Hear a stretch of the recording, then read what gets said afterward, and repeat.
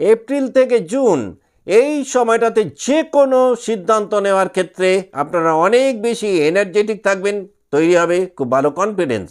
জুলাই থেকে সেপ্টেম্বর এই সময়টাতে হয়তো থট প্রসেসের জায়গাটাতে একটু স্টেবিলিটি আসতে পারে, একটুখানি হলেও স্লো মুভমেন্ট হতে পারে। মার্চ মাসটাতে আবার হেলথের দিক থেকে দেখা যাবে আপনাদের এনার্জি লেভেল অনেকটাই বাড়বে, হেলথ কিন্তু অনেকটাই ইমপ্রুভ করবে। ফেব্রুয়ারি মাসটাতে আপনাদের টাইম ম্যানেজমেন্টের জায়গাটা কিন্তু একটু ক্রুশিয়াল থাকতে পারে, টাইম ম্যানেজমেন্টে কিন্তু একটু এক্সট্রা এফর্ট দিতে হবে। এপ্রিল মাসটাতে আবার যে কোনো টেক প্রজেক্ট নিয়ে যারা কাজকর্ম করছেন খুব ভালো একটা প্রোগ্রেস পেতে পারেন। জানুয়ারি ফেব্রুয়ারি এই মাসটাতে কিন্তু বাজেট একটু নিয়ন্ত্রণে রাখার প্রয়োজন রয়েছে। মার্চ মাসটাতে আপনাদের মধ্যে কিন্তু খুব ভালো অপটিমিজম তৈরি হবে, এতটাই হোপফুল থাকবেন যে নানান ধরনের ফাইন্যান্সিয়াল প্ল্যানিংগুলোকে খুব ইজিলি করতে পারবেন। সেপ্টেম্বর থেকে ডিসেম্বর এই সময়টাতে আবার রিলেশনশিপের জায়গাটা কিন্তু অনেকটাই শক্তিশালী হবে এবং একটা ক্লোজ বন্ডিং কুম্ভের ক্ষেত্রে তৈরি হবে। পরিবারে সকলের সাথে সকলের কোঅর্ডিনেশনের জায়গাটা অনেকটাই উন্নত হবে।